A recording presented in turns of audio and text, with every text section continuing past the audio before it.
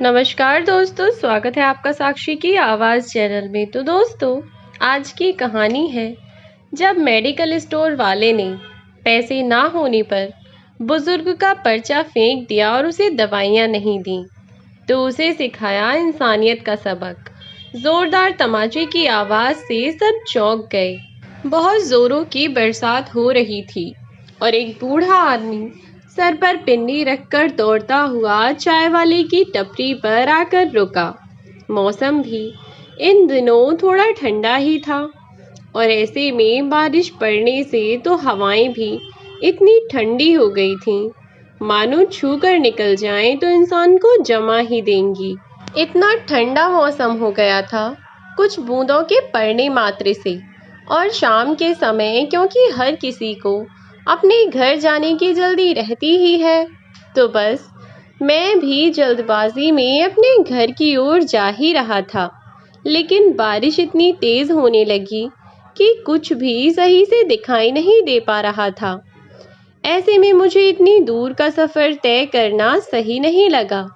मेरे दिमाग में आया कि क्यों ना कुछ देर यहीं ठहर कर इंतज़ार किया जाए। जब बारिश धीमी हो जाएगी तब हम लोग घर के लिए निकल पड़ेंगे। बस यही सोचकर मैंने उस फ्लाईओवर के नीचे अपनी गाड़ी खड़ी कर दी और खुद भी खड़ा हो गया। और क्योंकि मैं कार से निकलकर सीधा फ्लाईओवर के नीचे ही खड़ा हुआ था, इसीलिए मैं तो बारिश में भीगा भी नहीं था। लेकिन कपड़े मैंने बहुत ही साधारण पहने हुए थे, क्योंकि अभी तक सर्दियों का कोई ख़ास मौसम नहीं था। इसीलिए मैंने वहीं अपनी साधारण सी कमीज़ डाली हुई थी। लेकिन बारिश के बाद साथ साथ चलती हुई उन हवाओं ने, वे हवाएं मानो मेरे लिए बीमारी की सौगात थीं। इतनी ठंडी हवा में ऐसा लग रहा था जैसे अगर कुछ देर और मैं यूं ही खड़ा रहा तो शायद खड़े होने के लायक भी न रहूं। हाथ पांव मेरे यहीं जम न जाएं कहीं। लेकिन ऐसे में वह बुजुर्ग आदमी सर पर छोटी सी पिन्नी रखकर दौड़ता हुआ उस फ्लाईओवर के नीचे ही आकर रुका। एक नज़र हमारी ओर देखकर वह हमसे 2 कदम पीछे हो गया और थोड़ी देर यूं ही खड़ा रहा। लेकिन उसे देखकर यह साफ पता चल रहा था कि यह ठंड से कांप रहा है।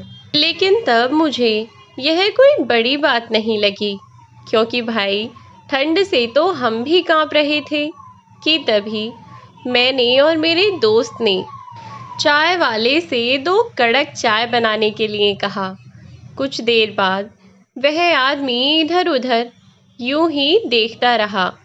फिर जब उसे थोड़ी देर यूं ही खड़े खड़े और ज़्यादा सर्दी लगने लगी, तब उसने उस चाय वाले से जाकर पूछा, बेटा, अगर तुम्हें कोई परेशानी ना हो तो क्या मैं तुम्हारी भट्टी के पास खड़ा होकर थोड़ी देर अपने हाथ सेक सकता हूँ, जिसमें तुम अभी पकौड़ियाँ तल रहे हो।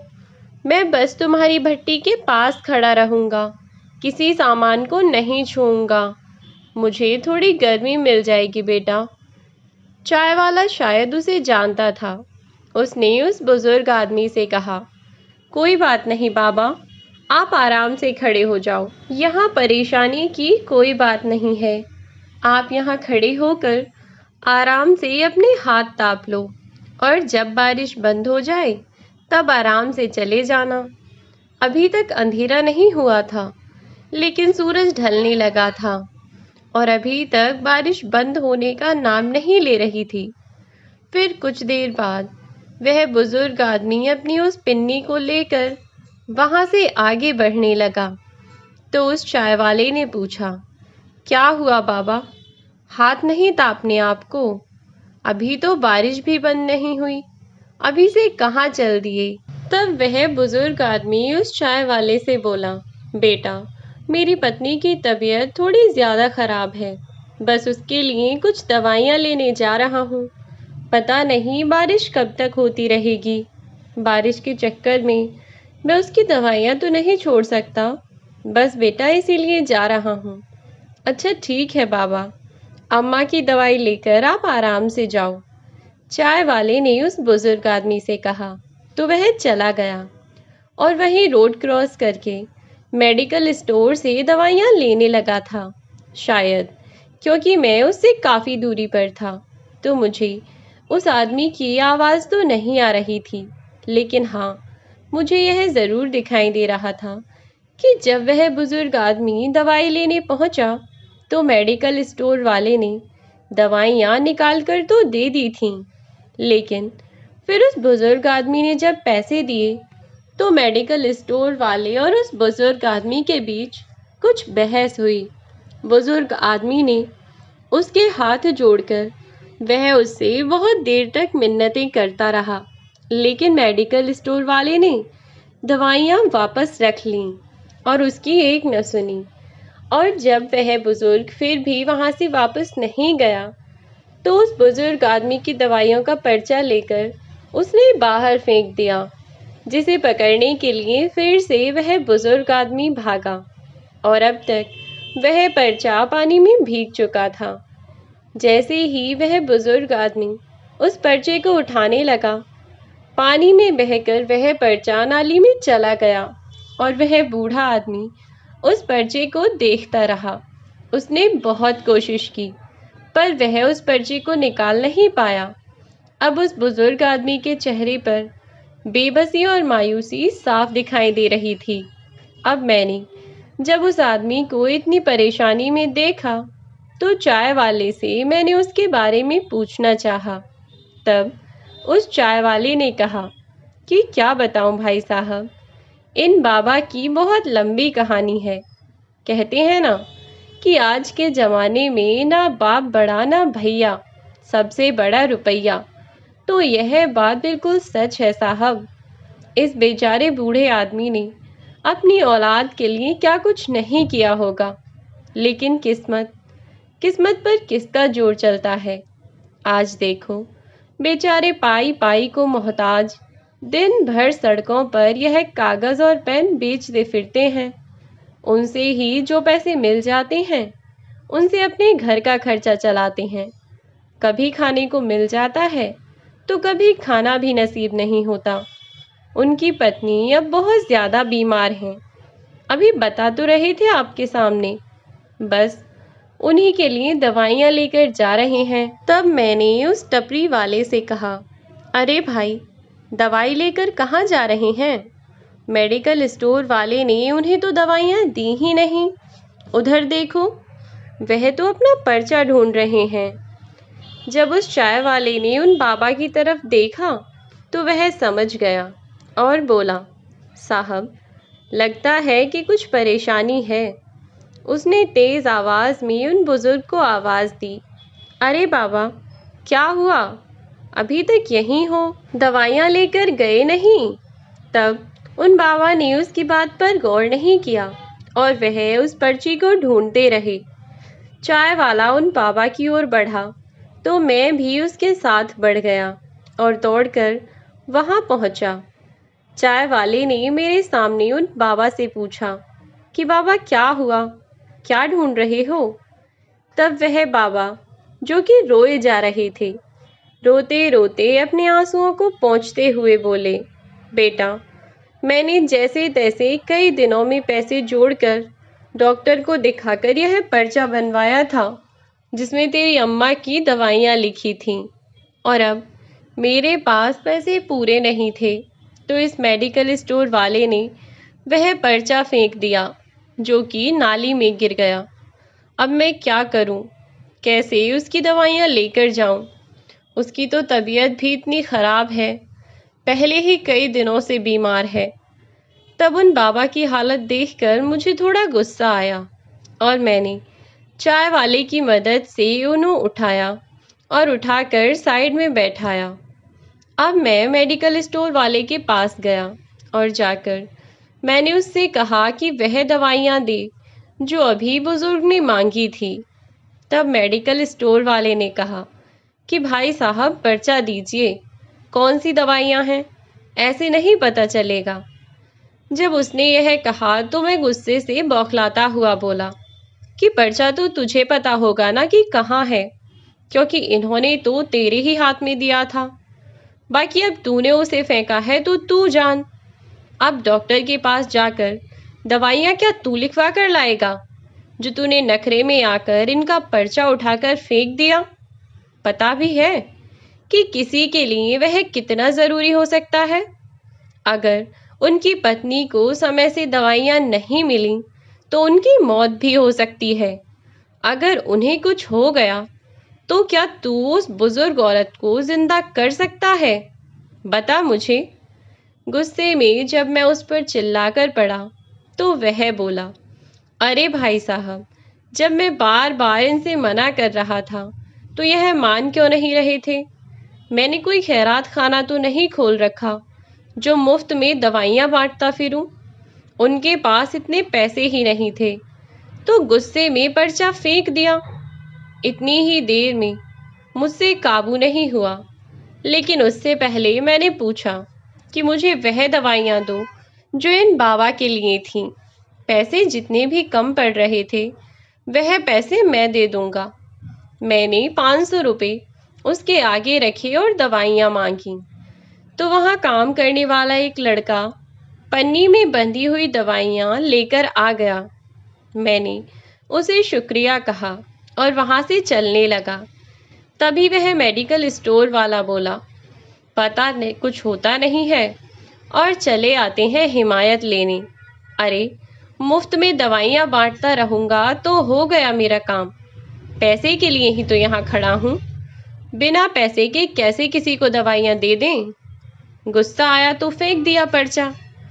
तब गुस्से में मैंने उसके गाल पर थप्पड़ लगा दिया।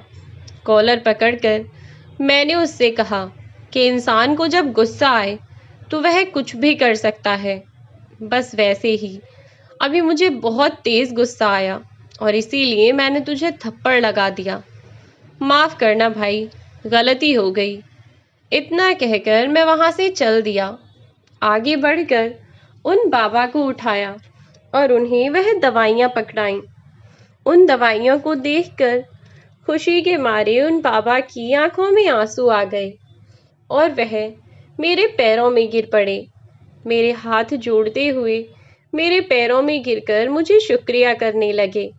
तब मैंने उन्हें उठाया और कहा कि बाबा कोई बात नहीं, आप मुझे बताइए कि आपको कितनी दूर जाना है, मैं आपको छोड़ दूंगा। तब उन्होंने मुझसे कहा कि नहीं बेटा, मुझे तो बहुत दूर जाना है, मैं खुद चला जाऊंगा। तब मेरे कई बार कहने पर वह मेरे साथ चलने को तैयार हुए। मैं उन्हें लेकर अपने दोस्त के साथ उस जगह पर पहुंचा जहां वह रह रहे थे। मैं थोड़ा आगे बढ़ा, उन्हें गाड़ी में बिठाया और चल पड़ा।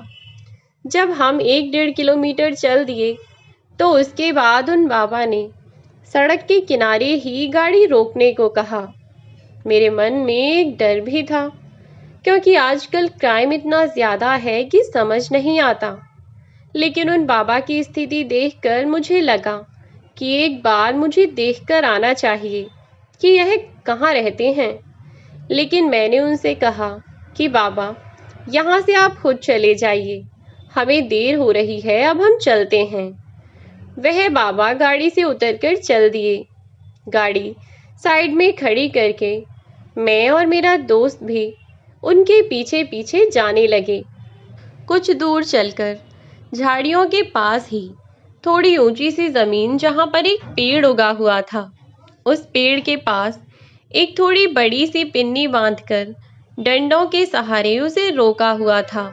और उस छोटी सी झोपड़ीनुमा जगह पर शायद वे दोनों रहते थे, क्योंकि वहीं पर एक बुजुर्ग महिला भी लेटी हुई थी जो कि कांप रही थी और बहुत गंदे से कपड़ों में लिपटी हुई थी।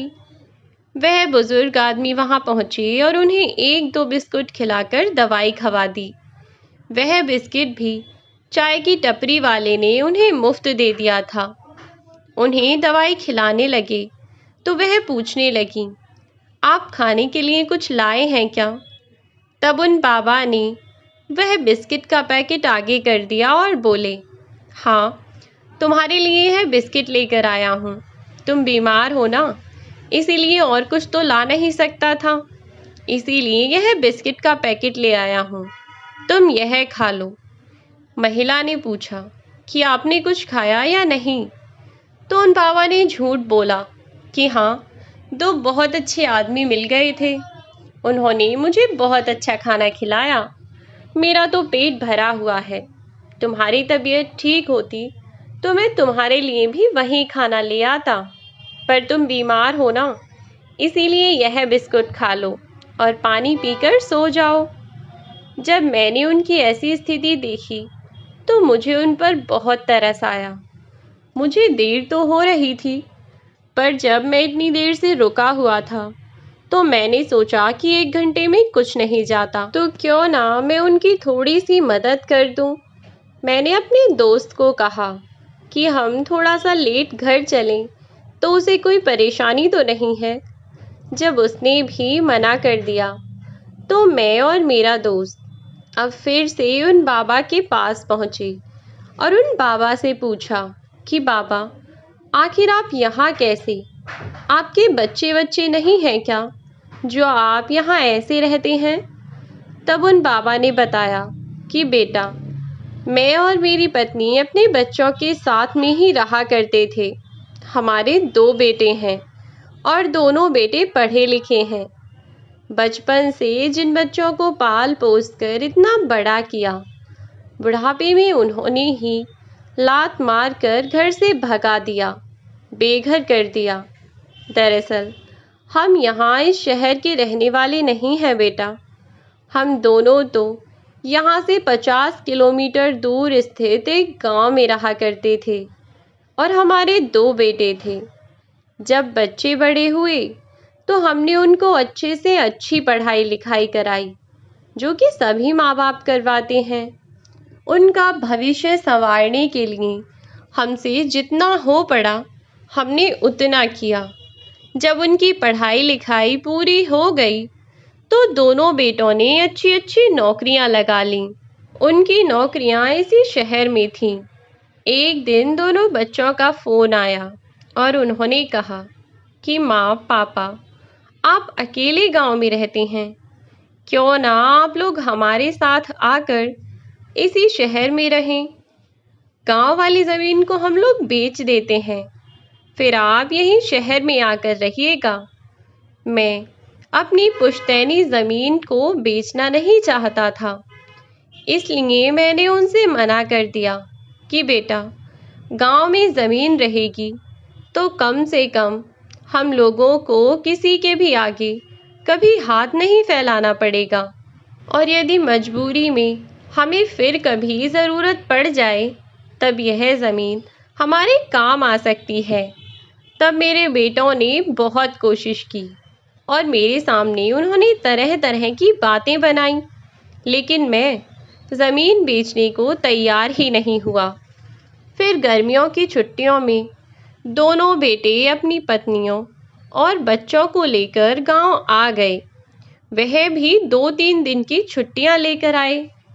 बच्चों के घर में आने से घर में खुशी का वातावरण भरा हुआ था। जिस घर में जहां सिर्फ मैं और मेरी पत्नी ही अब तक रहा करते थे, आज वहां चारों ओर बच्चों की आवाज़ें आ रही थीं। यह सब देखकर बड़ा अच्छा लग रहा था, मन को बड़ा सुकून मिल रहा था। अब मैं और मेरी पत्नी हम दोनों ही बहुत खुश थे। तब एक दिन बेटे को किसी का फ़ोन आया। बेटे ने कहा कि हाँ ठीक है, मैं अपने परिवार में सभी लोगों का इंश्योरेंस करवा लेता हूँ। मैंने उससे पूछा तो उसने मुझे बताया कि पिताजी, जीवन बीमा वालों का फ़ोन था। मैं अपना और छोटे का दोनों का बीमा करवा रहा हूँ।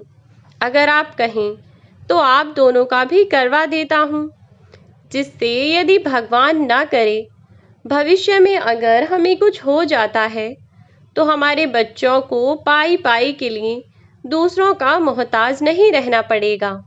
जीवन बीमा कंपनी वाले उन्हें हमारी मौत का मुआवजा देंगे, जिससे कम से कम आर्थिक रूप से वे मजबूत रहेंगे। मैंने बेटे की बात को समझते हुए हामी भर दी। और फिर मैंने अपना और अपनी पत्नी का भी बीमा करवा लिया। अब बेटे और बहू 2 ही दिन बाद वहां से वापस आ गए। मुझे नहीं पता था कि वास्तव में क्या हो रहा है। 2-3 दिन में वे लोग वापस आ गए थे। कुछ दिन पहले एक बार बड़ा बेटा अपने एक दोस्त को लेकर घर पर आया तो था, लेकिन मुझे वास्तव में यह नहीं पता था कि वास्तव में वह उसका दोस्त नहीं है, बल्कि कोई और ही है। कुछ ही दिन बाद हमारे घर पर कुछ और लोग अपना सामान आदि लेकर आ गए और बोले कि आपको यह घर खाली करना होगा। यह घर हमने खरीदा है। उन्होंने हमें कागज़ दिखाए। मैंने पुलिस केस भी किया, लेकिन कुछ नहीं हुआ, क्योंकि उनके पास असली कागजात थे। पुलिस ने उल्टा हमें ही घर खाली करने को कहा, या फिर हमें उनके पैसे वापस देने को कहा। लेकिन मेरे पास इतने पैसे नहीं थे कि मैं उन्हें वापस दे पाता, क्योंकि हमारा गांव वाला घर बहुत बड़ा था और उसकी कीमत भी लाखों रुपए में थी। इतने पैसे भला मैं कहाँ से लाता? अब मुझे समझ आया कि बेटा जिस दोस्त को लेकर आया था ना, वह उसका दोस्त नहीं था, बल्कि वह तो उसे वह घर दिखाने के लिए लाया था। और मेरे और मेरी पत्नी के जीवन बीमा के नाम पर उन्होंने जिन कागजात पर मेरे दस्तखत करवाए थे, वह मेरे घर के कागज़ थे। और उन कागज़ों पर दस्तखत करवा कर उन्होंने हमारा यह घर बेच दिया था। उसके बाद मेरे और मेरी पत्नी के पास कोई चारा न रहा और हम शहर में अपने बच्चों को ढूंढने के लिए आ गए।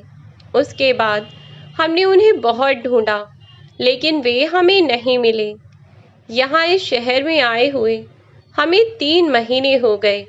तब से हम अपने बच्चों को ढूंढ रहे हैं, लेकिन बेटा मेरे पास पैसे नहीं थे और हमें पेट भरने के लिए और सर छुपाने के लिए कोई तो जगह चाहिए ही थी ना, तो मजबूरन हमें यह रास्ता अपनाना पड़ा।